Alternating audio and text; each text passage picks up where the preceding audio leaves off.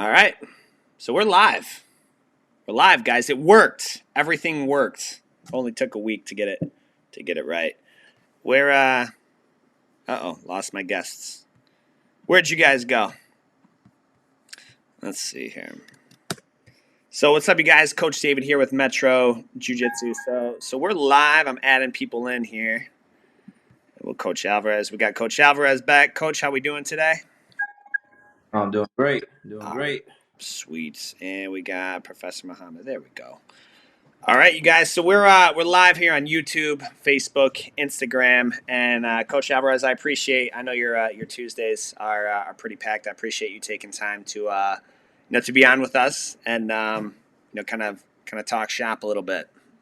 Yeah, let's do it. Awesome. So, Coach Muhammad, we I know you're super stoked this week because we have Nogi Worlds coming up. I've done a lot of training with our adults. And so I'm just going to introduce Coach Alvarez, and then we can start picking his brain about his competitor's mindset, what he does going into a tournament, and kind of some tips and tricks for the team and maybe the public watching. Is that cool? Sounds good. Good morning, guys.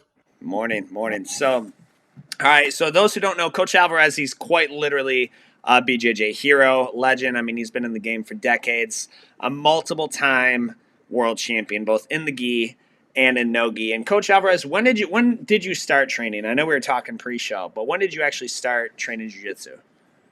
That was mid '90s. Back in Saginaw, Michigan. Just you know, 18 years old, and when I saw the first UFC, hoist racing, and everything like that, it was I was already graduated from high school and saw that, and then I think maybe a couple years later, it finally made its way to Saginaw, and I was a Taekwondo guy that black belt in Taekwondo that would fly out to Torrance, the Grace Academy, every so often, and then bring back some techniques, and then started teaching a couple classes a week, um, and that's pretty much how I, you know, found it and got to train it. Really didn't have a lot of options to train, so the guys that did train, we got kind of close and started training like at each other's houses or living rooms, backyards. One of the guys had a shed, literally like a shed, cleared out his shed and put down some mats and some uh, space heaters and stuff like that. And we would just be out there in the cold, just getting after it, just trying to do some jiu-jitsu, man, or thought we were doing jiu-jitsu.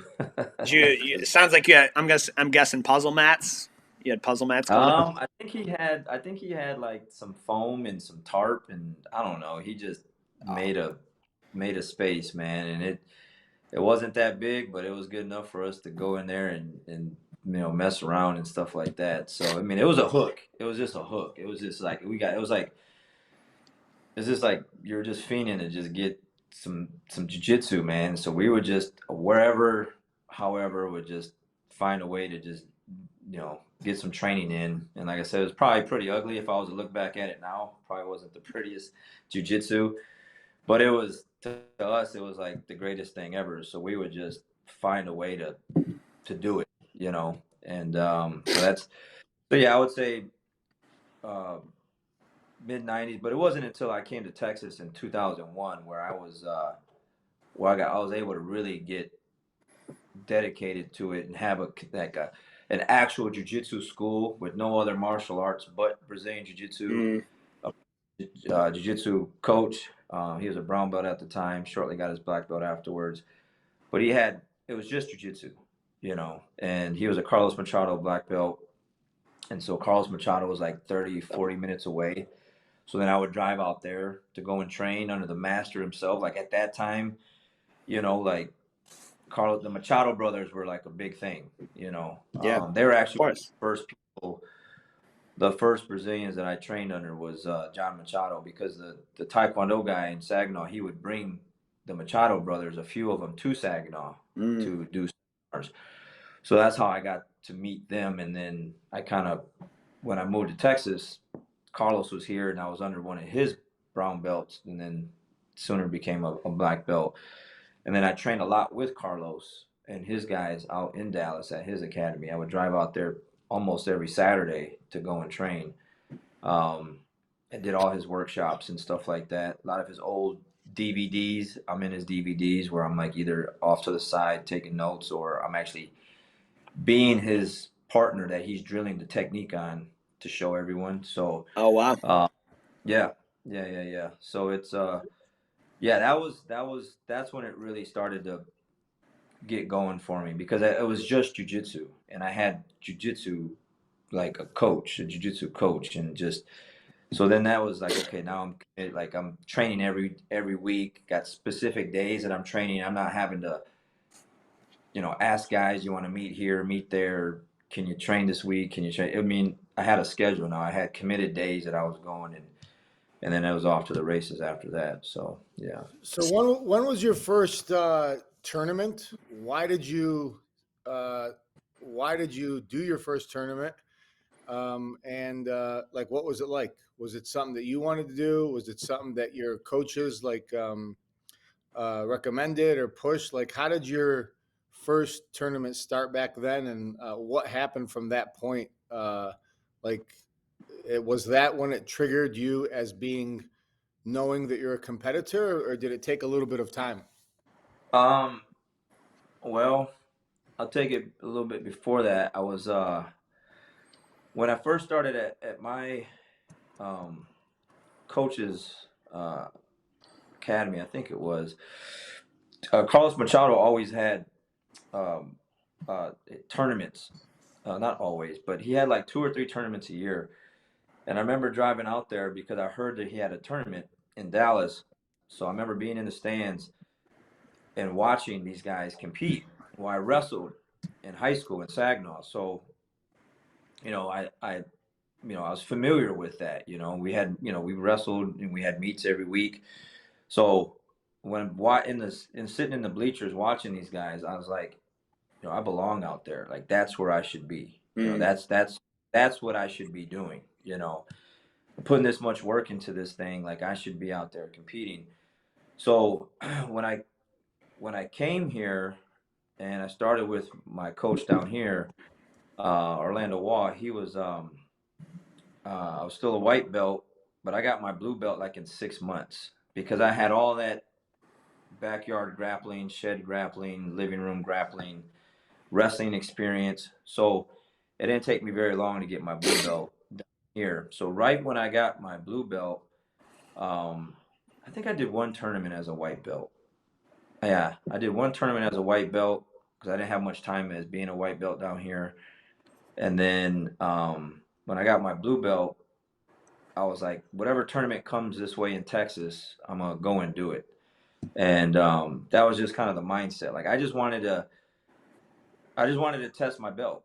I just wanted to test my skills and where I was at, and what was working, what wasn't working. And I just wanted to just kind of I just wanted to see, was I really that belt rank that my coach gave me, and how well did I do with the other guys out there like that? So, it was a lot harder to find tournaments back then. They didn't really have like what they have now. There's so many options to do. So there's only very few. And so I'd go to Houston, I'd go to Austin, you know, tournaments here in the area, and I would just, drive wherever to just go and compete. But that was really the mindset, was like, I just want to see where I'm at, and what I can and can't do. And that's just kind of what I was just thinking. I really wasn't thinking like anything else but that at the time. Was just I just want to go and see where I'm at with my belt and my skills at that point. So Coach, I have a question. So you wrestled in high school? How many years did you wrestle for? I did 2 years. I started late. I wish I would have started a lot earlier, found it earlier. I played baseball pretty much my entire life up until I was like a freshman in high school. And then I played basketball as well. So I did all those team sports. But then I had some friends of mine that would always just kick my butt all the time, and they wrestled. And I was like, man, I'm just tired of this, because every time we'd go over their house on the weekends or whatever, they would just wrestled me up in the front yard. I didn't know what the heck was going on or really what it was.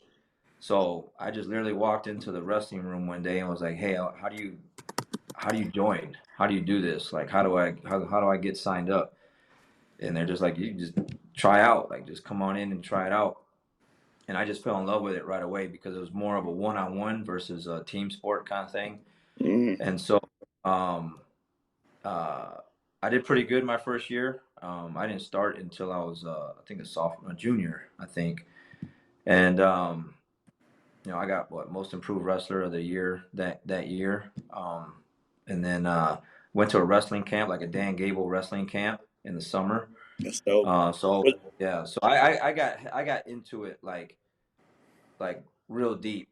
Like I just fell in love with it like right away. Like I mean, you're talking the runs and the workouts and the training. It just kind of fit my personality, I guess. Kind of fit. I don't know. I just liked it a lot. So obviously having that wrestling background, it wasn't like extensive. I wasn't like some kid that just grew up wrestling since I was 4 or 5 years old. I wasn't like some super beast at wrestling, but I got pretty good at it pretty quick for the time that I was training. And so when I found jiu-jitsu, I was like, man, this is just like wrestling, but you get to choke people. You know what I'm Right. saying? You know, if this is legal, like how is this even legal? That was just always in my mind. I was like, how is this even how can you even like get away with this? And I was like, man, this is right up my alley. Um so that definitely helped. But I didn't have a lot of wrestling experience, but it did really help me. Yeah. So I want, on that note, this is kind of a side tangent, right? I think about that. I think the converse, right? I think if you go back, it's like that popular meme where men think about the Roman Empire every day. Like we think about that. Like that used to be kind of standard. Combat was like you need to know how to grow food. You need to know how to fight, and like those were Right. those were non-negotiable. There was no man who grew up like not knowing combat. Like it just kind of wasn't Right. an option because like you would need it. And so I think about that. What do you think? We have a lot of um, we have people who they're like, oh well, I'm not aggressive like that. I don't I don't think I'd like being that close to men. Like, what's the type of? I mean, you've been in this game for decades. Is there a personality or I don't want to say stereotype, but a stereotype or like a type of person that gravitates more towards jujitsu, like that you're like let's say they didn't wrestle. Most of the people who join our team, they have no experience, zero. And so Mm-hmm. like is there like a mold or like people who tend to find jujitsu and acclimate to it a little bit more than others? Is it more athletes? Is it more? I mean, I know your team, so I know kind of what your team Right. consists of, I, but I think over all these years, um, the people that have like that competitive edge in anything, they kind of that's what they're missing in life. So that's what they kind of I think that's why they kind of get it drawn to jujitsu, like far as the adults, like man, I played sports in high school, college, that's over with now. I'm miss, working out's cool, but it's not really competitive. Running's cool, cardio's cool, but it's not really good. But they look at jujitsu, they see jujitsu, they find out about it, like, hey, that looks like something I might like to do. So I do have a lot of people that maybe didn't wrestle or anything like that, but they played sports and they're missing that in their life. And when they find it, mhm. that fills that void for them. That gives them that sense of they can be competitive with it. Maybe they don't plan on competing or didn't want to compete. I get that all the time. Oh, I'm not here to compete. And then 3 4 months down the road, hey coach, when can I start competing? I'm like, well, I just thought you didn't want to compete. Yeah, well, I kind of, you know what I mean? And that's just, it goes down that road. And then you have the other people where like they're not really competitive. They're kind of introvert, shy, don't really have that aggressive bone in their body. But, you know, um, they just find jujitsu and then they see, they kind of find their way through jujitsu. I have some students like that, or like not really strong, not really athletic, don't work out, don't run, don't want to stereotype here either. Wear some glasses. Don't really look threatening at all. No They're tattoos. Peter No, Parkers. I say it all yeah, the time. They're like Peter yeah, Parkers. yeah. And they're some of my best guys. You know, they really find their way in jiu-jitsu. The kids are the same way. You know, I've had some kids that have cried for like the first year, and then now they're just beasts. They just got past that stage. The parents did them justice and did not pull them out too soon. Let them find their way through all that pain and, you know, crying and stuff like that. And I don't want to go. I'm getting beat up. I'm getting tapped out. I'm getting dominated. And then after that first year or so, they just become the ones that are doing that now. You know, their demeanor change, their confidence change, everything changes. It's with all students. So you just, you know, some people, like I said, they're competitive and they're missing something, so they find their way to jujitsu. And then you have the other ones where they're kind of, I don't know if this is for me. Let me go try it out. They kind of stumble in there and just, you know, and they're like, whoa, okay, I can actually do this. And you just see the spark in them, in their eyes and everything. Once they get the hang of it, like, man, I'm choking this guy out. And he's like bigger, stronger, got muscles, you know, like you see like that's a, I don't know, man, that's a shot in the arm like you just can't get from anywhere else. You know what I'm saying? Like it's just, and it's a great feeling as a coach to watch another person kind of go through those phases of like, because you got people that when you watch, I'm sure you guys have the same thing. Like, man, I don't know if this guy's gonna make it. You know what I mean? He's getting smashed every day. He comes in, and then they battle through all that, and then now they're the ones that are doing the smashing and choking people out. They become some of your most technical, you know, jiu-jitsu players on the mat. You know, so I think So, it's a little coach, bit of both. I got a question for you. So, with all sports, you know, uh, usually these are going to be like team sports, organized sports, football, baseball, hockey, basketball. Even intramural sports, like you go, you practice, and you learn the game, you craft your skill a little bit better, and then you get to a point where you're like, you know what, I want to test it. I'm willing to scrimmage or play against another person.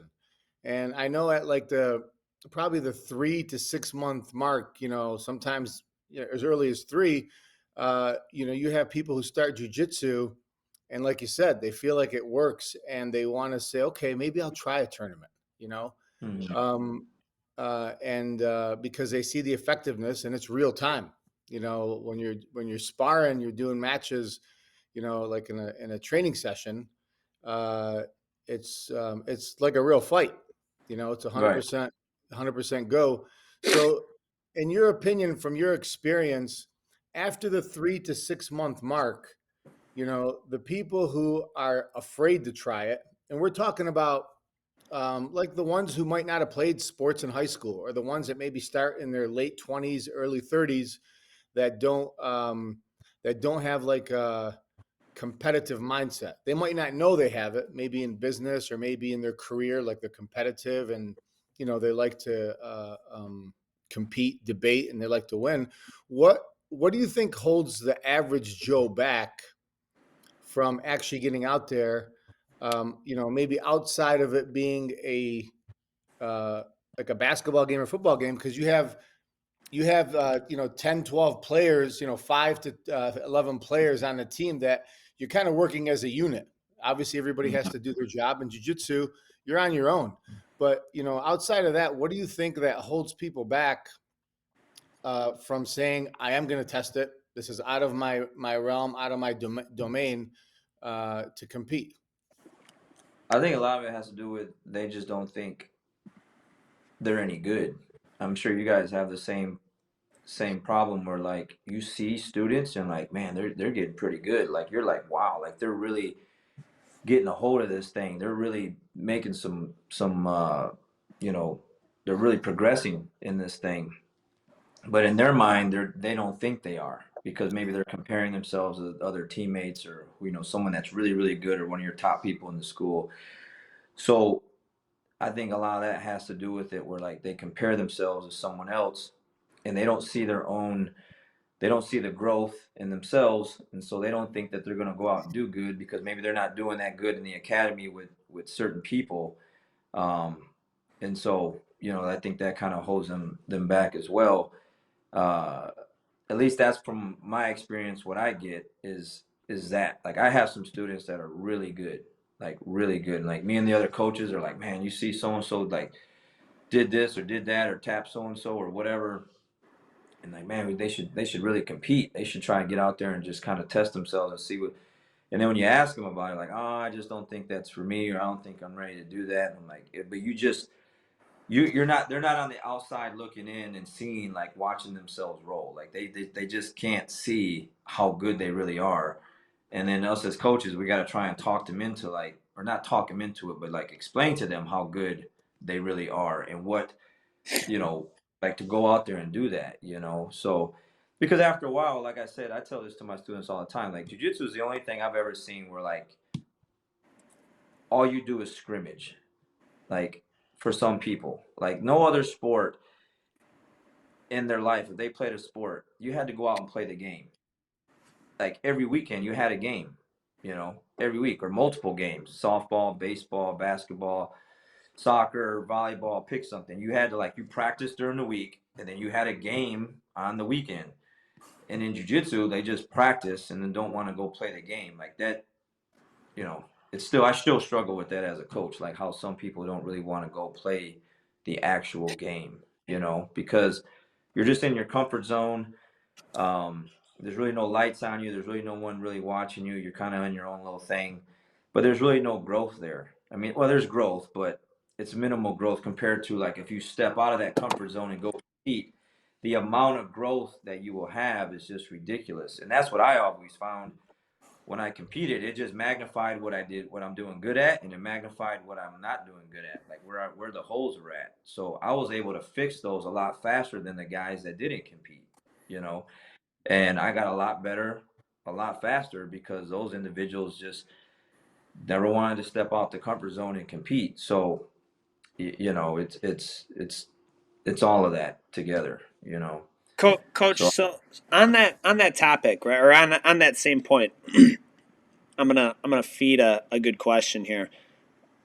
Like sell, obviously I know the benefits of competing, but I like those two kind of characters you mentioned, like the nerdy not workout kind of, like, Jocko calls them knuckle dragon kids. Like that was me when I started. And then your athlete, competitive, sort of like, macho man, that was Muhammad when he started, right? So like we're kind of those two styles. Like sell, like, what's the value though? Like what's the sell me on competing? Imagine that I'm started. Why would I compete? There's no money. There's no real money in it. I mean, unless you're in like the top half of percent, there's no mhm. real money in competing. So sell, like, why compete? What's the benefit of it? Like because maybe that's what people have in their head is like, well, dude, I got, like, especially a lot of them, I got a job. I've got, why would I spend one of my weekend days going to play a game when I've got, like, something else going on? Like what are the benefits there? Like, sell us on that. Well, first off, like, just the internal, like, you can't put a price on winning. Like, when you go through all those fears, right? Of, like, I might get hurt. What if I lose? What if my family comes out and watch me and I don't do good? Like, just all the things that you put in your own mind, and you work through all that stuff, and you go out there and not only battle yourself and all the things that you put in your mind, plus battle the guys that are in your division, or ladies, and you go out and win and get your hand raised, and you stand on that number one spot, and the person comes and puts that in your neck there with that gold medal, and you got a second and a third place or whatever. There, that is one of the greatest absolute feelings ever. And I think if you do jiu-jitsu, you should go and feel what that feels like, or at least try to. You know, maybe you come up short, but in the process, you're getting better. Because what happens if you're just always just kind of practicing and never really trying to go compete is you're not really, like, honing in on the diet, the hydration, the sleep. Like you're like, when you're competing, like, you're specifically going to practice with a purpose. Like, I'm trying to perfect this. I'm trying to get this better. I need to work on my takedowns. I need to work on my guard pass. I need to work on my sweeps. I need to work on my submissions. Like all these things. I need to, cut my calories. You're a little hungry, like you're starving a little bit, like, you're a little calorie deficit, like you're eating healthier, you're looking better, you're feeling better. You're just a little, that dog is starting to come out in you, man. Like that other person is starting to really come out because you are hungry. You are a little upset. You are a little, little ornery because you're like, man, I just want to eat. But you take away all your weekend foods, your cheat meals or what have you. And now you haven't had those in a couple weeks, 2, 3 weeks, and you're just focusing, you're coming in, you're getting so much better. You're getting so much better. You're getting healthier. You're getting leaner. You're getting more fit. Everything is just improving. Everything improves. And then, but that's the other thing. Well, what if I do all that and then I come up short? Yeah, but what if you do all that and what if you win? They like this, because I know I've done that. Like I've done, like I tell my students, it's one thing, guys, to like do all that work and drive 20 minutes away to go to a tournament in your own hometown or close to it.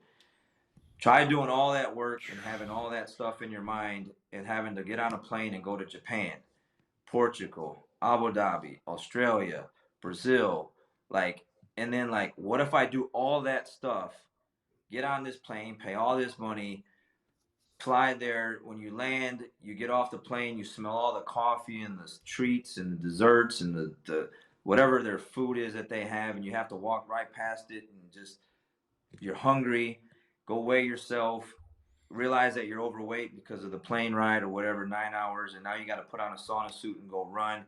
What if I do all this stuff and then lose? What if I do all this stuff and I win?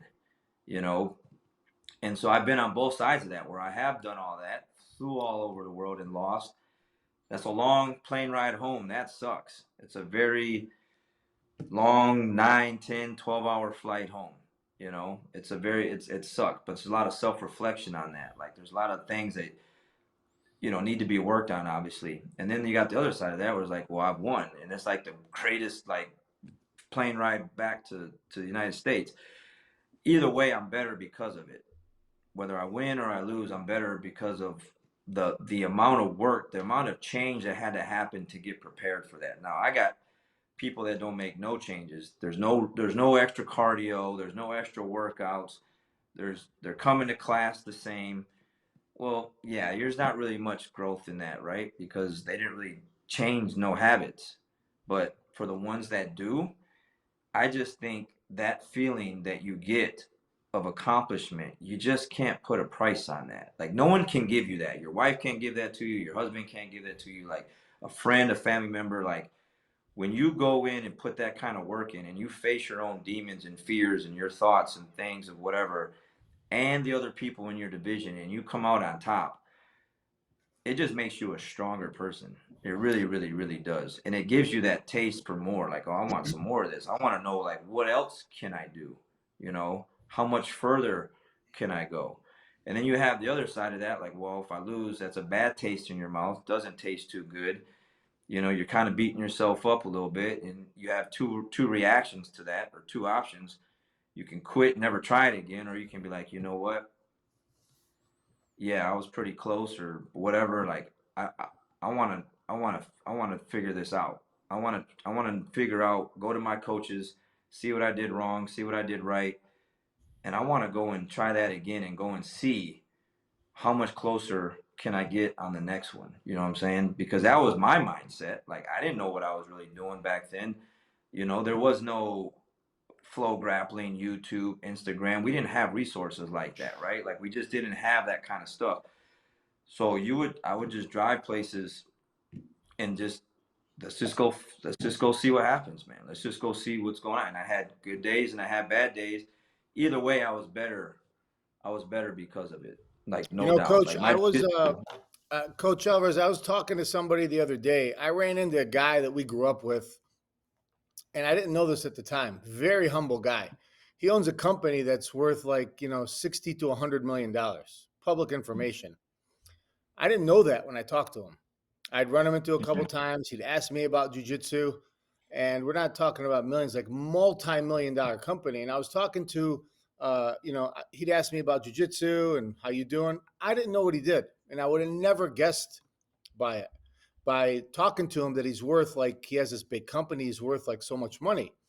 And you know, when you talk to somebody that's successful in the business world or for his career, they ask you about it, and like I really admire somebody who's built that kind of wealth. Now it's generational wealth right now. um, I was talking to my one of my friends, and I said, that guy has something that I want. But I'll tell you what, I know what all the zeros look like on a 50 to $100 million company, and I would not trade that for the what jujitsu has given me and what competition has given me.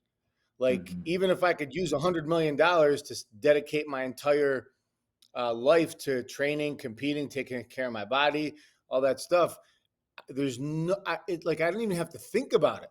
Just start over. You know what you need to do, but the work ethic, the personal growth, the physical growth that comes from jujitsu, you cannot, you can't buy it. Like, you have to earn it. So I got a Yeah. question for you. Like, getting back to competing, you have athletes that they are just like they are a born fighter. And I'm going to use Mm-hmm. one of your guys. I think his name is Juan. He's probably a brown belt by now. He trains, and I think his kids train. Hispanic guy. Mm-hmm. Is that his name? Yeah, yeah, that's one Yeah. big one. Yeah. So I was in the corner, watching his match, helping him coach and seeing him, and he's probably in his like what 40s. No, he's 52, I think. But and I rolled with the guy. The guy is he is just a tough man, and he's Yeah, not he's just a physically tough. Like, he's yeah. tough out here. This is like every roll with that man was like a war. And I saw him in a competition, and he had some success. I saw him win some really deep stretch matches, going into deep territory, and the guy had something that you can't really coach. You know. So my Right. question is this: at what point do you have to make a shift from teaching toughness or using toughness and heart to teaching and saying I have to be a technical person at jujitsu? Like, where, in your opinion, what's the balance of toughness, heart, technical, and tactical when it comes to competing? I think that depends on like your opponent, you know, um, because if you have like a really technical opponent, um, you got to be technical as well. Like you can't be overly aggressive and just try to grind them out and just kind of beat them up. And if they got like really good defenses and guard and whatever, you're just gonna tire yourself out, right? So at least in my opinion, like you have to be like you got to know, what you're up against. And a lot of that's what I love about jujitsu is like sometimes you can kind of maybe like do some film study on who your opponents are, and sometimes you don't know. This guy pops in, you has no idea what his game is. So on the fly, you have to adjust to what's in front of you. That's what I love about it the most. Like it's like it's a puzzle that you have to figure out right now, and you either have to know like when to apply that gritty mental like toughness part of it, or like okay, this guy's technical, he's slow, he's not really bringing the heat right now, so I'm gonna like your strategy wise has to change for each opponent, and you just got to know how to you got to know how to play the game. And how do you know how to play the game is by the more you do it. The more you do it, the more you get acclimated with like what the feeling is when you get out there. You'll just know.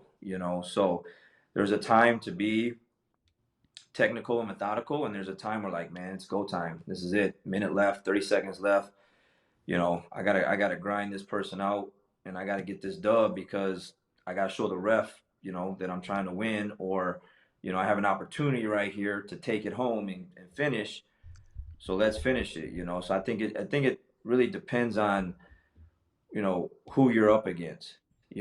So I think it's a trap in some cases where like if you just have like a one style, you think you're just gonna go and try to brawl and be brute type style jiu-jitsu with someone and they're really technical, I think you get trapped and get caught.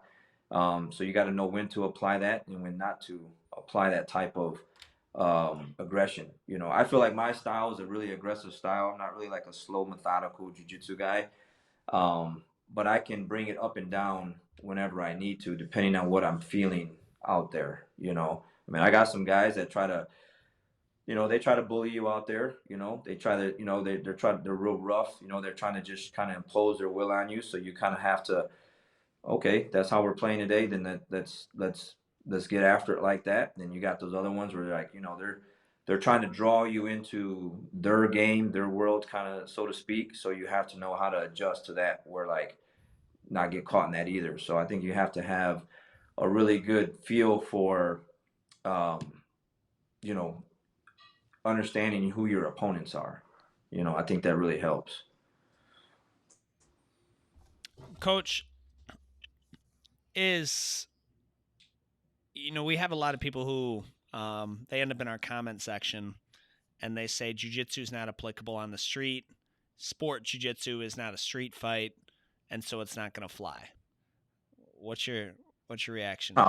I've I mean, you can just do that with the kids, you know. Like I got kids, I'm sure you do too, where like I got 10 and 11, 12-year olds. Like if some other kid were to pick on my kids that I have in my jiu-jitsu class, it it'd be a bad day for those kids. They would literally physically like destroy those kids, put them to sleep, break their arm, you know, body slam them on the concrete like with a hard double leg, like. And the same thing for the adults. I think when you have these kind of skills in jiu-jitsu and you're in there week in and week out, month after month, year after year, and you know you're like Coach Mo said earlier, like it's the closest thing. Like you're in a real fight scenario without the punching and the kicking on a daily basis. Like having someone, whether they're the same size as you, maybe 20, 30 pounds heavier than you, trying to physically impose their will and dominate you and choke you out. Like you learn how to adjust to those things. So in a real street fight, most people don't do jiu-jitsu. And just like you guys see, like I see, and all the other coaches in the world see, guys that come in and they try a class and they look fit and they look strong and they look tough, they have maybe 2 good minutes in them, and it's a wrap. Yeah. I have so many guys throw up on my mat, not literally on my mat, but we have a trash can to it. And I have guys like literally just took a break from jiu-jitsu because they went on vacation for 3 weeks and they come back and they're throwing up. Okay, like imagine a guy that just gets up off the bar stool at B Dubs, just had a pitcher of beer and some wings, and doesn't fight, isn't really active, and he thinks that you're gonna like jiu-jitsu isn't gonna work on you. Man, you're out of your mind. Like you're out of shape, you're fat, you have no skills, and you got a little buzz going, and you think maybe like because you feel hard all of a sudden, like you're gonna do like. No, man, it's not how it works. And people that make those comments, they're just silly, man. They are like I would say most guys out there that do jujitsu and that they really had to defend themselves, they're not gonna shake hands with the guy and pull guard. Like they're gonna hit a nice double leg, body slam someone on the ground, get on top of them, and it's pretty much gonna be over after that. And if they turn around, like they're gonna get choked out, they're gonna be ground and pounded. Like you don't have to teach anyone how to throw a punch. You can have the ugliest punch and still knock someone out, right? Like you see it all the time. World Star videos, whatever on Facebook. Some dudes just slinging. If you just get caught, like boom, you're going to sleep. But that's not how jiu-jitsu works. You get taken down on the ground. You can't just like oh, I'm just gonna throw this Hail Mary up there and just You're not going to get lucky. Yeah. yeah, you're not gonna get lucky and throw up some triangle that you just don't know what. No, that's not how it works. Like you get taken down, you're done, man. Like you're done. Like that's it's a wrap. So I feel like those guys are delusional and they just don't really know what they're talking about. I feel like if you have really good jiu-jitsu skills and you show up, well, that's what I tell my students. These are perishable skills. If you don't keep showing up, yeah, you know some jiu-jitsu. If you know jiu-jitsu, but if you stop coming, yeah, you might get into a scrap and you might have like edge because you know jiu-jitsu. But what about your conditioning? What about your timing? What about you know, everything that's involved in that. So that's one of the main reasons why I show up every day, because you just never know. The world's crazy, man. People are crazy. People do stupid stuff. So, you know, and then you got the firearm people. Well, I'll just pull up my firearm. That's not how it works either, man. I ain't going to prison. Like, you know, I'm not gonna just shoot. You can't just shoot anyone for any reason. Like, you have to have like a real threat in front of you to do that. Yeah. So if you don't have that real threat in front of you, and like you don't have your firearm on you, like, what's the next best thing? You like your physical skills that you have with your hands and your feet and everything else. So you have to be able to be ready all the time to do that. And I'm more than confident that, like, if I got into a street confrontation with someone, they better not get tired. They better not make a mistake, because if they do, it's a wrap, man. Like, it's over. And the thing is if you don't really want to hurt them, you don't really have to. You know what I mean? If you get them to a certain point. So I've been doing this stuff long enough to where, like, I I'm more than confident that if anything happens in the street, I can handle myself very, very, very, very well. Yeah. If So you got a student, sure, you've seen it many times before. They walk up to you and they're like, "Coach, I'm going to be a world champion," or "Coach, I'm going to hit this tournament or that tournament," or, you know, like they make a statement, like they're motivated that day. They got that jujitsu energy flowing, and, you know, I'm going to Pans, I'm going to Worlds, I'm going to win this tournament. And obviously that happens all the time. You know, you get the ones who just they say it. Um, mhm. as a coach, how do you handle hearing that? Like, I'm going to be the best grappler and I'm going to, you know, compete and win, or I'm going to this tournament or that tournament. Obviously, you got to put your money where your mouth is. You got to get out there and you got to say it by showing it. So, Mhm. how do you handle students and people that, you know, see the culture? They see, man, this looks fun. I had a good day, or just looking around, you know, saying, whoa, I love what I see here. I love the energy. You know, these guys are getting into dog fights, you know, they're battling. And when they're done, it's just done. You know, they're, you know, teammates, and, you know, it's not personal, but they want to be a part of it. Mhm. And for those, you know, there's often many people in jiu-jitsu that say they want it, but they're not willing to put in the work, because once they punch the time clock in, they realize, oh shit, this is this is more than work. This is serious. You got to be It 100% committed. happens. It happens. It How do happens you all the handle that? time. Well, I'm pretty hard on my guys about that. I make it very clear, like, if you're not ready to go into those, to do all the extra things to make that happen, then don't bother coming to me with goals like that. You want to do AGF, Naga, New Breed, you know, them local tournaments. Not disrespecting those tournaments, but it is what it is. They're just not IBJJF tournaments, you know, or like ADCC, you know, opens or whatever they got now. Um, you could maybe get away with that kind of stuff, like if you can kind of like half-heartedly train and maybe go out there and win. But like, if you really, really want to go out and win the big tournaments, and I think even for a small tournament, it should be the same mindset. Like, nothing should really change. Then you need to do everything. Like, it takes extra cardio, it takes weight training or body weight training. It takes more jiu-jitsu training sessions that you do when you're not competing. Like, like your diet has to change, the hydration has to change, your sleep has to change. Like, what are you listening to? How much film are you watching? Um, it takes all of that. So if you're not willing to do all these things, then just stay an academy grappler, stay in the room. Let's not even talk about that, because if you're not willing to do that work, you're going to waste your time and you're going to waste my time. I'm not going to coach you if you're not doing those kind of things. You know what I'm saying? And then when it's time to do, and they say, yeah, I'm gonna do all that, and when it's time to do that, and they're hungry and they're tired and they're beat up and they're sore, and and they want to take a day off, and you're telling them, hey, you need to show up an extra day, and they're like, oh, I think nah, that's not how it works. And for me, you know, I've shown my students, like, on multiple occasions, what I look like when I'm competing, when I'm getting ready for a tournament. You know, my face starts to change because I'm you know, I'm losing weight. You see the extra hard training sessions, the extra rounds. I kind of do these things on a daily basis anyway, so nothing really changes. Like I always stay ready. Like I worked out before we came on live here. Like I finished my workout. I changed my workout because I normally do it later, but I did it earlier so I can get it out the way. Um, I ran yesterday. I'm gonna run tomorrow. I'm gonna train twice today. I trained twice yesterday. I'm not even competing right now. I eat very healthy during the week. I have some little cheat meals on the weekend. But see, those would change. If I was competing, there would be no cheat meals on the weekend.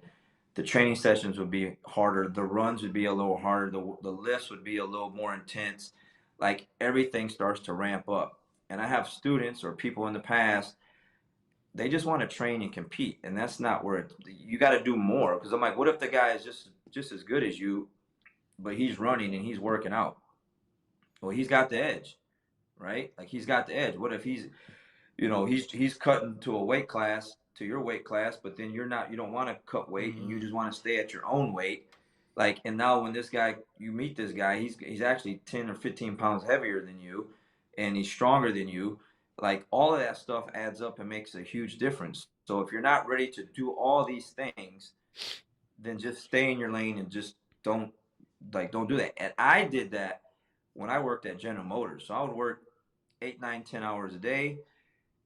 It didn't matter. I still got the running. I still got the workout in. I still got the training in. Like it sucked. I had to work today, but it is what it is. Now I don't have that problem, right? Because I just teach and train jiu-jitsu. So now I don't have to work those long shifts. But I did that even when I worked at General Motors because the mindset is I don't want to leave any kind of doubt in my mind. Like, well, if I would have probably did some cardio, I probably wouldn't have got as tired, and I probably would have did better. If I lost, or man, that guy was pretty strong, and man, if I would have probably lifted some weights or stayed consistent with my weight training, I probably could have handled that guy better. Or, you know, I did 2 classes instead of 4 classes the last couple of weeks. So man, maybe if I did a couple more classes, like I could have, maybe I would have did, but you know what I'm saying? Like there should be no, like, when you lose, it's like, hey, that guy or lady was just better than me, or you know what, I just had an off day or something or whatever. But I did everything in my power to win, and I have students currently and in the past where they're just really good at jiu-jitsu, but they didn't want to run. They didn't want to work out. They didn't want to change their eating habit. I had one student one time, we go out to Pans, we're in Carson, California. It was one of my best guys. And man, we go to Chili's to eat, and I got like a grilled chicken and some broccoli or something like that.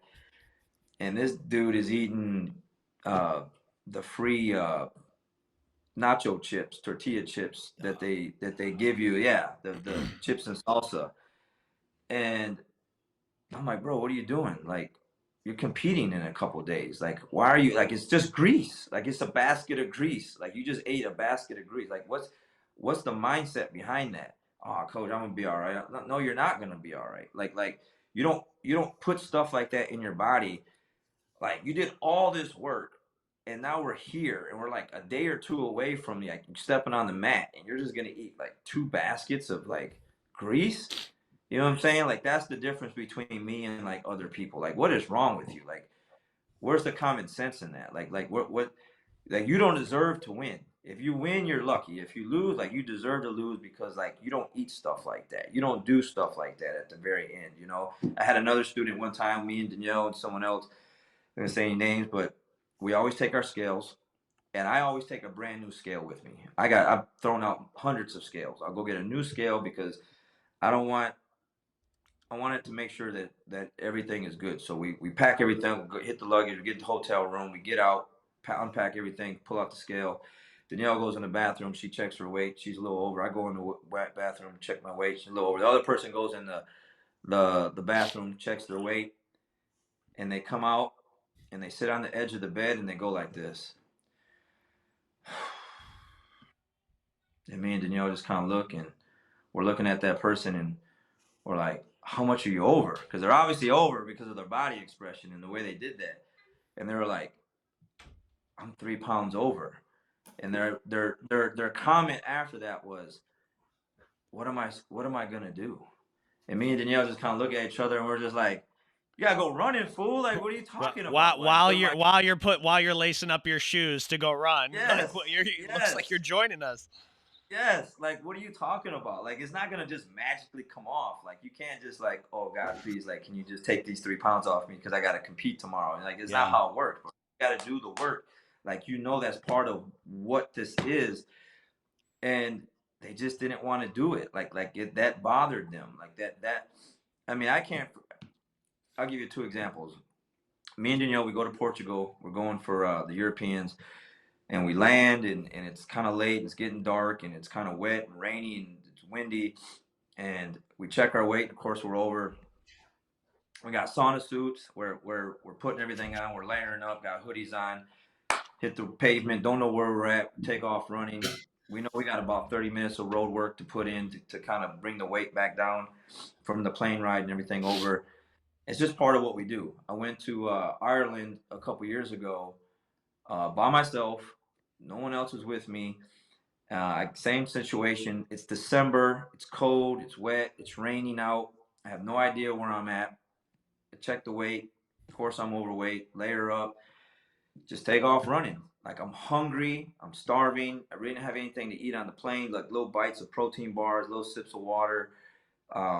You gotta go through customs. You gotta catch a cab. You gotta go to the hotel room. You gotta check in. You gotta this whole process.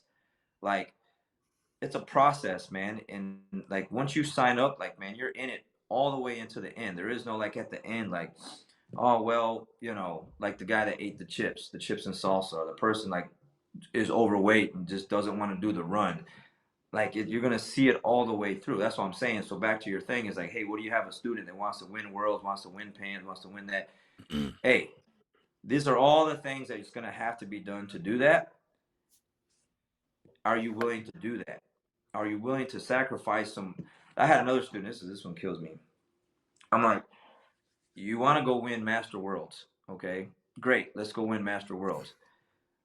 And their training never changed. They didn't show up more days. Really, no runs.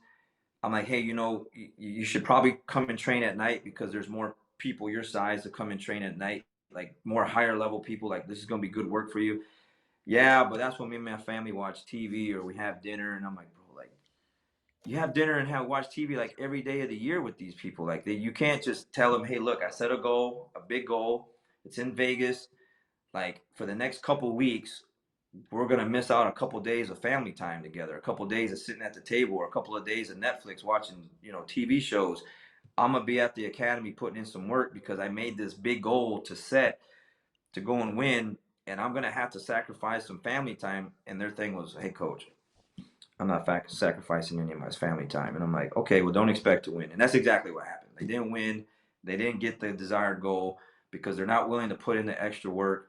So for anyone listening out there, your students, mine, whoever else's students, like it doesn't matter if you work 8, 9, 10 hours, you got 2 or 3 kids. If you want to do something like that and set a goal like that, there are people out there doing it. And there are people out there that are winning because they do that. And if you're not willing to do that, then just stay in the school.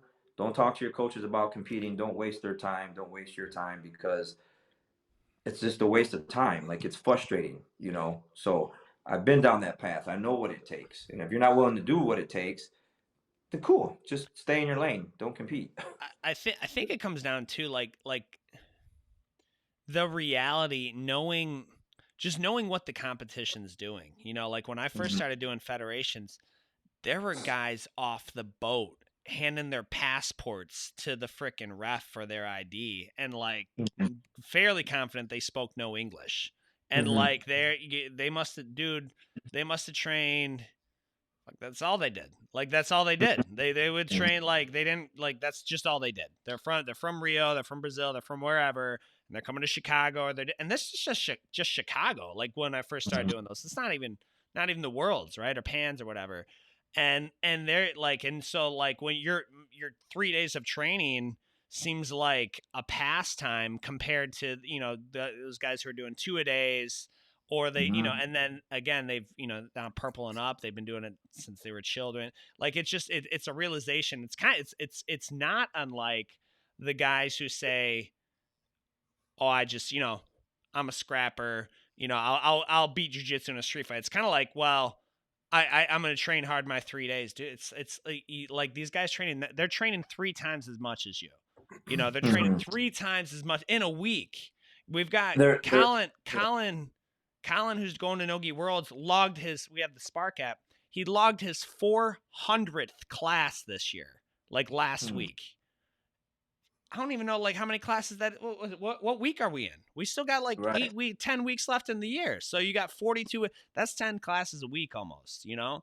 And So and so to that point, I think it's just that realization of what they're doing, and you go out there and you feel it, dude. Like you feel like, oh, Yeah, dude, like yeah, because those guys are hungry, and the thing is like I've trained in Brazil, like I've trained in their favela project academies.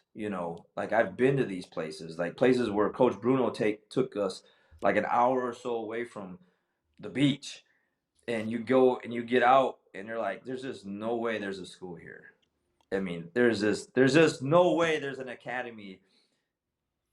Like we get out and it's dark and it's like there's no school here. Like where are we going? Like, Danny thinks we he's go, ending up on the next episode of Taken somewhere. Like yeah, it's man. just And we get out and we go into this house and we go upstairs and well, before we were going up the stairs, there was like a weight room of like old rusty weights that look like they've been sitting out in the rain, like and then we go upstairs and then boom, there's this mat and it's like all lumpy and it's like taped up and these guys have on like gis that don't really fit them all that well and they're like,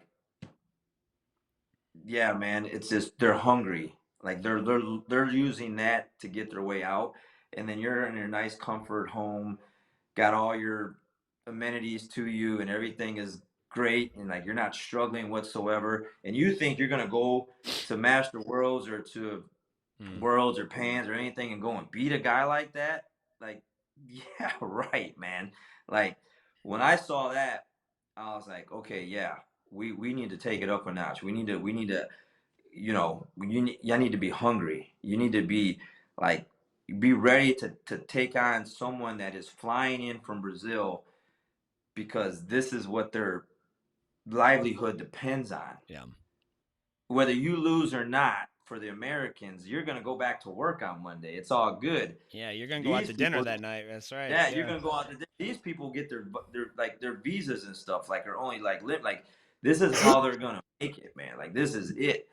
And when I saw that, I was like, okay, these guys are ready for war. I have to be ready for war. So when people say, "Oh man, you can't call jiu-jitsu a fight," like you can only say fights like in MMA. They call BS on that because, bro, if you're doing all the right things and you got this guy or whoever coming, this girl coming up from Brazil, and they're hungry and they're looking to fight their way out of this project or this favela that they're in, and they're looking for a better life for themselves through jiu-jitsu, and you're not ready to take yourself into those dark places and be hungry and be starving and be running and work out in the cold, whatever the conditions are outside, Yeah. you're not going to win those things. And when you're ready to do that, then you'll have some success on that circuit like that. And I know what that's like. Or let's say you're going to their hometown. You're going to compete in Brazil, and you walk into this arena, and the bathrooms aren't the same. The amenities aren't the same. The locker rooms aren't the same. The mats aren't the same. The venue isn't the same. And you're like, boy, like you have to be ready to take it all the way to that point. And I've fought in Coach, these venues, places I like got a that. I got a two-part question. Sorry to interrupt you. Part one Yeah. is um, what about the listeners or anybody that might be interested in jujitsu? Because everybody and their mother's talking about it. It's hitting the news on so many different platforms. Obviously, like Joe Rogan, uh, Zuckerberg trains now. Jocko, Zuckerberg, Zuckerberg Elon looks Musk. good, dude. He looks Yeah. good. Yeah, yeah, Uh, yeah.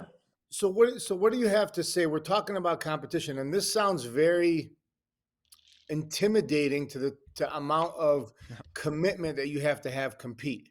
So if everybody in the building was training with this type of commitment that you're talking about, is I don't think that's realistic.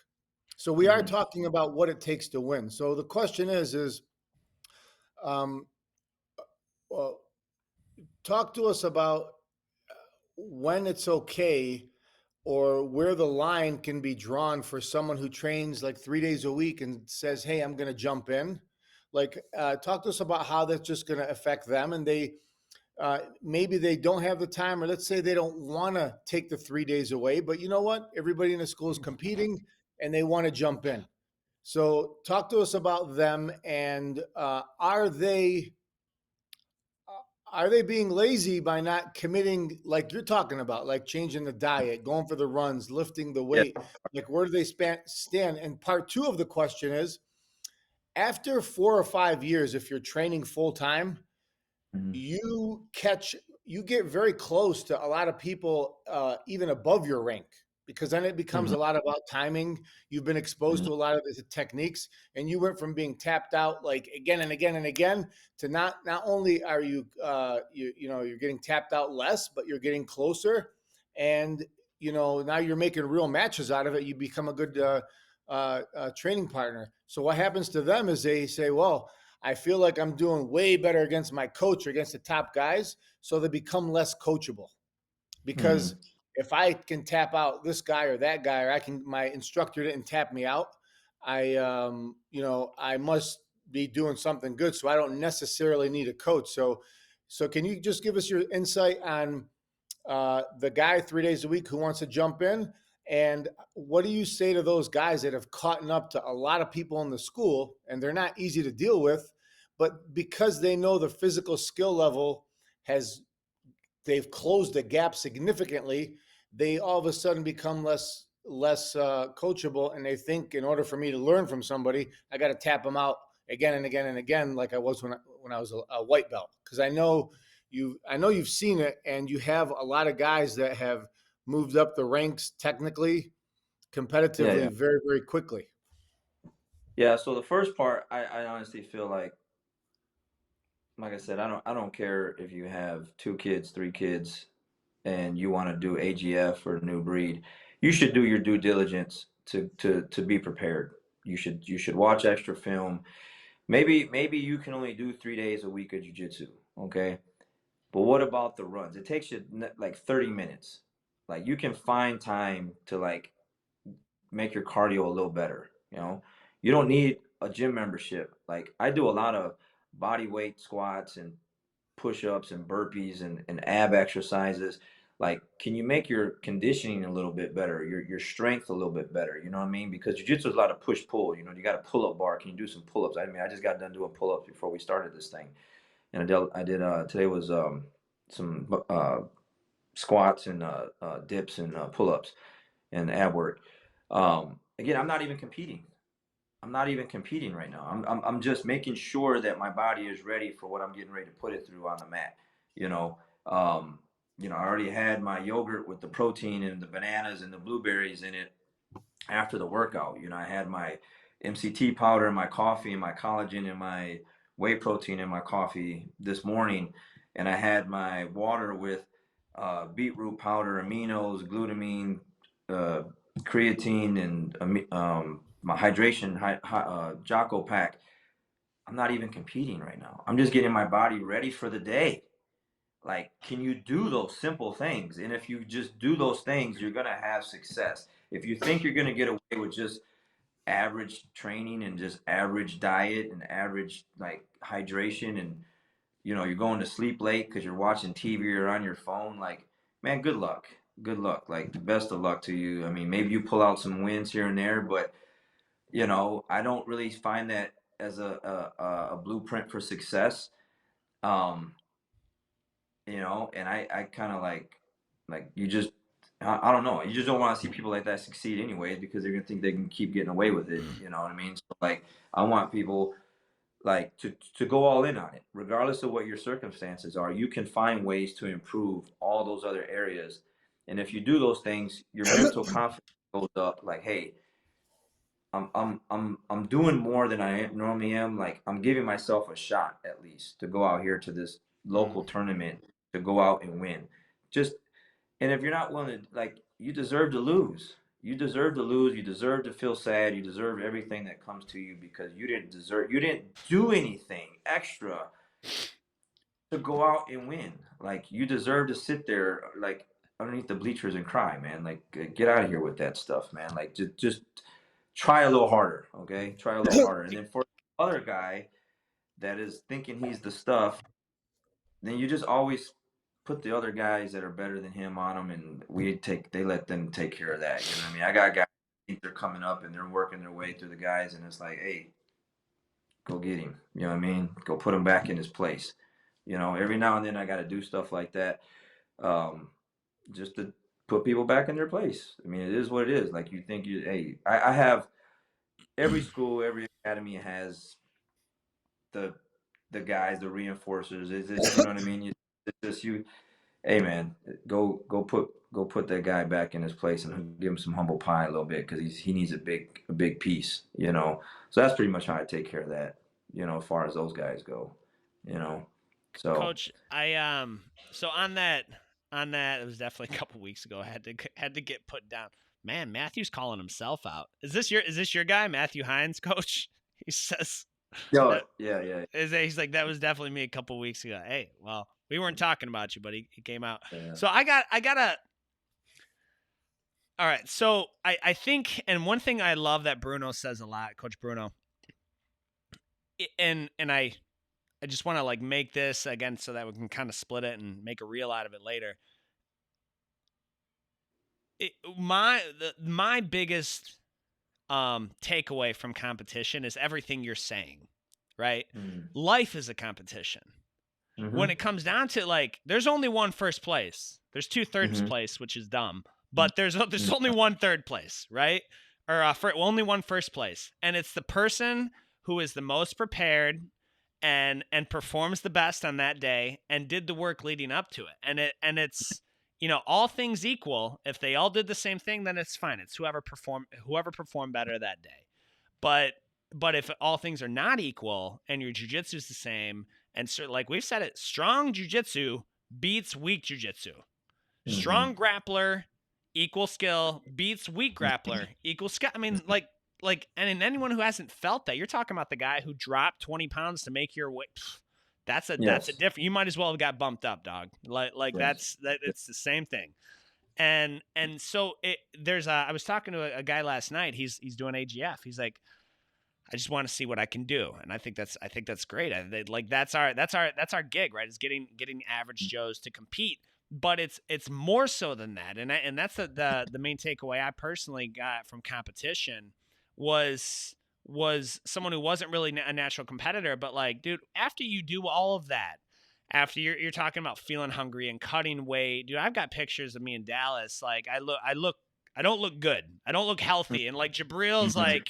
Jabrill's eating whatever Jabril, because he doesn't have to cut weight. He's in the unlimited. Right. And I'm like, that was when I didn't realize there was a 6-pound spread between gi and no gi. Like the next day, I'm like, I got to lose 6 pounds, dude. So, you do all that, and then you want to go do something like get a promotion or get a degree or start a new job or go start a business. Like it's much easier. It's just much. Like what? I have to like go online and get an LLC, or I have to go take a couple classes and do that. Like it's just so much easier compared to that. Relatively speaking, it's just so much easier. And sitting that right here in the office chair doing that is right, so much exactly. easier than having to go out and do those other things physically. Have to go through and endure what it takes physically and mentally to go and get what we're talking about here versus like you said, I'm just gonna go get this LLC. I'm gonna do this, put my name. Come on, man. Like no disrespect to any of that stuff, man. You know, like studying and opening up a book and reading it and having to take a test. It's hard, but it's not physical. Yeah. We're talking about physicality here, physical things like your body hurts, you're sore, you got injuries, your ego is beat up and bruised because you're probably not doing that good in the rounds in class because you're physically weaker and tired and you're hungry and you're just getting beat up and you're going through this process. Yeah. You know what I'm saying? It's hard. It's a different type of hard. Like And it's it's it's different. mental too. Oh, I mean, it's certainly physical, but Yeah. I think mental, because you do different types of training. Bruno's a fan of the shorter rounds, the minute bursts. You're a fan of the 10-minute rounds. You know, dude, you get 9 minutes into that 10. It's like, and if you're on bottom, like that seems like 10 hours, dude. You're like, I Yeah. just can't, like I can't, and it's that mental strength that we talk about, Yeah. and trying to trying to explain to someone who hasn't felt that. It's just really it's really tricky. You know, Yeah. it's like trying to explain swimming to someone who hasn't felt water. Like you can Right. Right. you can Yeah. talk Like about the lately. aspects of it. But Yeah. Like lately, I haven't give. We don't. I'm not giving water breaks during rounds anymore. So so yeah, there's no, because people were like they're taking too long to tie their belt. They're tying their shoes. You know what I mean? Like they uh, just, you know what I mean? Like, hey, bro, like, all right, that's it. No more water breaks. they're Drink as milking much it. water as you need during drills, like right before the round start. But when the round start, there are no more water breaks. So you're talking 7-minute rounds, minute rest, just to tie your belt, fix your gi, find a new partner, and then we're going again. So for 30 minutes, there's just no water break, right? Like it's just, oh, I'm thirsty, lick your lips, like David Goggins says. You know what I mean? Lick your lips. You're thirsty, lick your lips, bro. Like that's like it's like we're gonna take you into some deeper, darker places to see who you really are and stuff like that. Oh, I'm just an academy grappler, an occasional grappler. Like I'm here for the hobby. Like doesn't matter. Like we're different. It's just gonna be different. That's the phrase that I get from a lot of places that are close to me. When people, I hear this a lot. Oh, we're not like Alvarez. Yeah. What's that mean? You're not like is the training's different. It's a lot softer. It's a lot easier. It's a lot nicer. It's a lot more comfortable. And when you do jujitsu, you have to be into these different places, because my whole mindset with my school and everything is like, what if you really have to use this stuff outside of here? You're going to be ready. What if you want to sign up for a competition next week? You're going to be ready. Like it doesn't matter what life brings you. We're ready. We're ready. We're ready right now, today, to go get after it. But let's say, oh, well, you can take a round. Oh, there's no rounds off either. Like I do the thing like, hey, you want to round off? You're tired. You're done for the class. Like I'm sorry. Like you're trying to. You're not gonna come in, take a round off, and the other did you did 2 rounds. I took a round off. Now I see you're tired. You had a dog fight with someone. Now I'm gonna go get David because he looks a little weak and a little tired because he just had a hard round. I just had a round off. I had 7 minutes off. Like I'm not gonna. That's not fair. So you're tired. You can't breathe. Like okay, you're done for the class. Get your conditioning up, man. Like you need to fix that because you're bringing our bar down, our standard down, and we're not gonna. Like I said when I went to do the seminar at your place, like I don't accommodate people's weaknesses because you don't want to work out and you don't want to run and you don't want to eat healthy and you don't want to watch extra film and you don't want we're we're not going to come down to your level, man. We're going to make you come up to our level, and if you don't like it, you go do something else somewhere else because you're going to go ruin their place and that stuff. So the mindset is just we're going to be ready all the time. It doesn't matter. I want people to understand, like when they come and train with us, like, yeah, man, you should probably get some good sleep the night before you go to Alvarez. You should probably hydrate pretty good before you go to Alvarez. You should stretch and be ready before that class starts because that class is going to be hard. Like that class is going to be tough. So the mindset and everything is just different whether you're an academy grappler or not, and you want to be a competitor. It's going to be right there to where you can take it up a notch and go get after it. Or if you have to, like I said, defend yourself. You don't have to be like, oh, man, I wish I would have gotten in shape before this fight started. You know what I'm saying? For sure. You know what I'm saying? Like you're ready, man. You're ready. So, yeah, and the thing is, I have so many stories like this that I've either physically like done myself. Like I give you an example. We went to Brazil, to Rio, and back then you could sign up for the 2 divisions. You can't do that no more. But I signed up for the adult black belt division, and then I signed up for the masters division. Okay, so I'm cutting like 11 or 12 pounds, hungry, starving, whatever. I haven't eaten anything. I'm just sipping on like water, whatever. And I go and do a 10-minute round in the adult black belt division. I lost by 2 advantages to this 20-something-year-old. I'm 30-something at the time. And now the masters division is getting ready to start. I have 30 minutes or so to cut like 2.5 pounds or something like that. It's hot, and they had a track outside. So a few of my students that were with me, they're like, "Come on, Alvarez, let's go, coach." Like, so I had to put stuff on, and I'm outside in the sun, jogging around this track, trying to cut this weight. Finally, come back in, take everything off. I make the weight, and then I had 4 more matches on top of that. Made it to the finals. I lost in the finals on points, but like, I'm here. It's time to do this. Like, there is no going backwards. There is no like, hey, I already fought 10 minutes.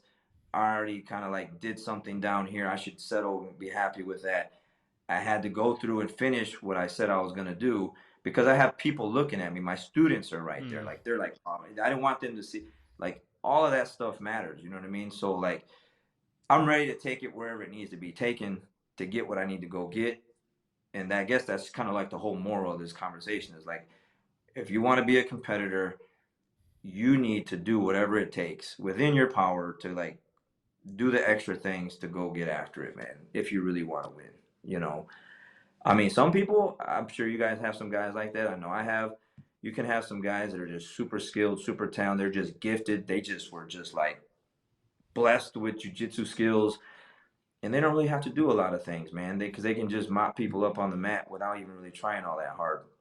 But when they come up against someone that is just as equally skilled and talented, and that other individual is doing those other things, they lose. And when they lose, they cry. Like, I've literally had grown men cry. You know, that's a very sad thing to lose for a competition because they didn't want to do the extra work. And all I can do is be like, you didn't want to do the extra work, man. Like, what else? Like, like, what are we talking about here? You know what I'm saying? You know, so it's tough. It's a very hard thing, like, for some people to understand and wrap their head around this thing. But put it like you said, in anything else that you want to go get in life, you have to fight for it, man. You have to do the extra things. I don't like losing. I don't like being second best. I don't want people to talk about my school and be like, "Oh yeah, those guys are okay."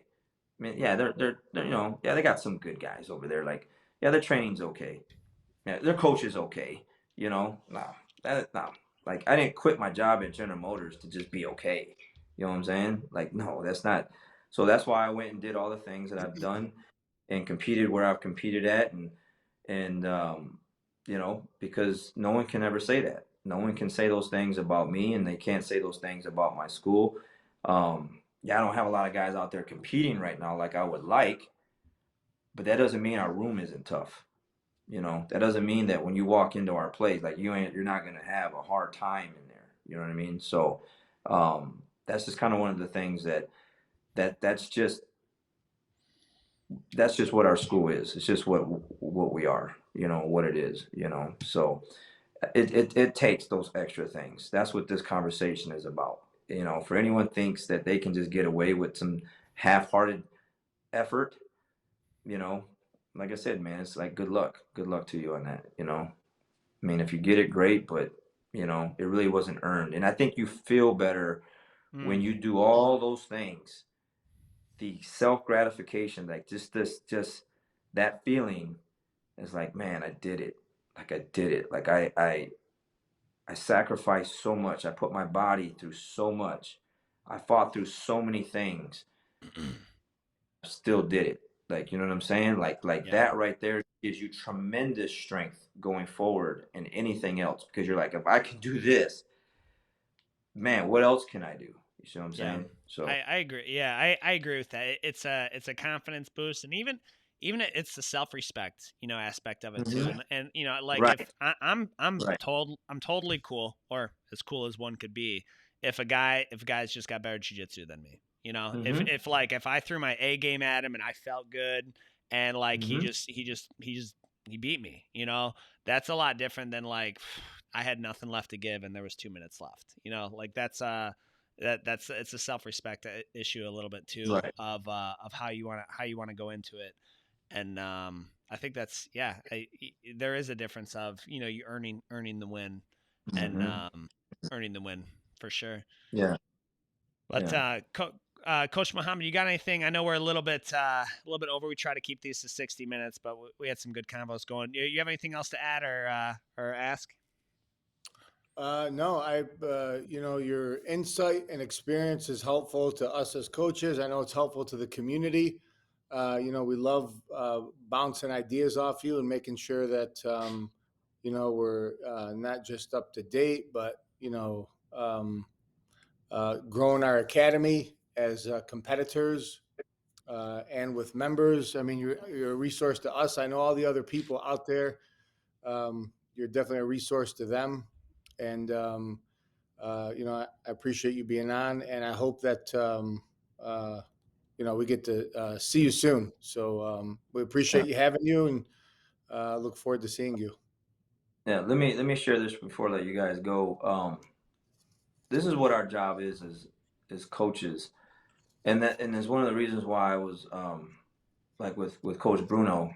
So when I first got my black belt, um, I was placing, third place, second place, IBJJF. I was making the podium, and one of the times with Coach Bruno, we were talking about this, and he was like, "Well, do you want to keep placing, or do you want to like win? Like, do you want to take the number one spot?" And in your mind, you're like, "What kind of question is that? Like, I want to win, right? Like, I'm not here to just take like second or third place. Like, I want to win. Like, I'm not doing all this to take second or third place. I want to win." So he's like, "Well, you got to cut the weight." And I was like, man, I knew he was going to say that, kind of, sort of, right? Like, I was like, because in my mind, I'm thinking, look, man, I'm already running. I'm already eating healthy. I'm already training the way I'm training. Like, there's really not much else that I'm not doing out there. Like, you know what I mean? Like, I'm doing the things to come out here and win. And he's like, you're going to have to go to the next weight class, down. And I'm thinking, all right, man. So I'm like 148, 149, something like that. Eating real clean, real healthy, working out, running, training. So now I got to go down to like 137, I think, without the gi, because the next weight class is 141 and a half. Wow. And I'm like, And I'm like, oh man, I'm like, all right. So instead of doing like one run a day, now I'm doing 2 runs a day, sometimes 3 runs a day. You see what I'm saying? Like, my legs hurt, they're sore, and I have to go train, and I'm hungry, and I'm this, that, whatever. Um, but I started doing those things, and then what happens? That's where like the Master World titles that I have in 2012, 2014 from the lower weight class. The Europeans, lower weight class. Um, Brazil, the lower weight class. Um, just wherever some of my major titles are from having to go to that lower weight class by cutting the weight. See what I'm saying? So you're going to have these discussions with your guys like, hey, look, you're doing really good here, but you're going to do better here, and you're just going to have to cut that weight, and they're not going to want to do it. And it's going to be the point where, like, well, if you don't do it, you can keep getting the results that you're getting, second and third place, almost getting there, or you can cut the weight, be at the top of your weight class, be the stronger opponent at your weight class, and go take first place. You know what I'm saying? So I got some guys cutting weight for Nogi Worlds this week. They got their rash guards on, but they got layers on and hoodies on and stuff like that. And I gave them an example where I flew to Japan, cut the weight over there, fought. I think that particular tournament I lost, came back, flew back in on a Monday night, got off the plane, came through customs, went to class, trained, and I had to cut 13 pounds by Saturday. Okay. So from Monday to Saturday, after I just got done cutting weight for Japan, you eat a little bit in Japan, you got the flight, you come back, my weight went back up. Now I got to cut like 13 pounds at the end of the same week for Nogi Worlds. Well, I did it. I cut all the way down to 133, went out there, had 2 fights, and I won my division. You know what I mean? Like, it was not a fun week. Okay. Like, it there was nothing fun about that, but it's the process that I had to go through to go and get that. And once I did that, I was like, man, you can do, you listen to the David Goggins stuff and all that. Like you can do more than what your brain is telling you. You like your body wants to quit on you, right? But you need a coach and people around you. Like, hey, you're almost there. Keep going. Like, don't stop. Like you need to go to this next level, but you have to go through all this stuff first. Don't think you're gonna go through that in your nice little comfy comfort zone and you're going to come out on top and win. You're just not. Some people might be able to do that, but I wasn't able to do that. I had to go through those extra things to do that, so I can speak on that. Like I've done those hard cuts the same week after competing and fighting, and you're sore and having to go and do all that and put my body through that and stuff like that. So I had a coach just put me in my place and was like, yeah, I mean, you're doing great, but if you really want to win, you need to cut the weight. And so I cut the weight. And when I talk to that with some of my guys right away, it's like, I'm not doing that, and I'm like, okay, well, you'll just keep getting the results that you're getting. You know what I'm saying? So for anyone out there, like if you're just kind of right there on the cusp of like getting that first place medal, sometimes you just have to go to that lower weight class and go get after it, and you just got to go through that process to do it. So, I was in hella shape for sure, running 3 miles a day, 3 times a day, and all the extra stuff that I was doing. So you feel like a warrior when you're ready for that, man. Like when you do all that stuff, man, like you're just proud of the work you put in and then you get the result you want. It's a priceless feeling. So I'll leave you guys with that.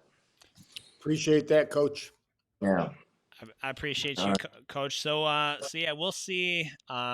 Obviously, Mohammed's got the team going to Nogi Worlds, and then what's the next tournament you guys are that's on your radar? My radar for us, just the next big one is going to be the Dallas Open is already scheduled for March. So, Okay. I already posted that to my team. Hey, put your funds away, get a little envelope, 10, 20 bucks here and there. So when the registration opens, you already got the money. You don't got to be like, oh, I got to wait to get paid. Like it's already there. Let's get signed up. Let's get 60, 70 people going. And, let's keep that title going because we've held that title since 2010, Wow. Yeah. Since 2010, Coach Bruno and I and the other coaches in the organization have held on to that title since 2010. We lost it when they IBJJF came twice in 1 year. We lost the spring, but then we won it back in the fall, and then we've won it ever since then. And we won it twice last year. We won the spring and the summer one. So the goal is to keep doing that. So, but we need soldiers. We need people to step up. Put some family time aside, get in shape, get a little more dedicated, a little bit more focused. And it makes the team stronger, it makes the jiu-jitsu better, makes the mind better, makes the body better. Like everything gets better when you start just kind of focusing in on something like that. Like everything just gets a lot better, Well, I'm and sure we'll see you in Dallas. We love to participate in those team awards. So hopefully we'll see if we can gather a group and meet you guys up there. yeah, let's do it. Awesome. Thanks, you guys. Appreciate you, and All then right. we'll see you guys soon. See you, Okay. Coach. All right. Have a great day. We'll see you. Thanks. Yep. Bye. Bye.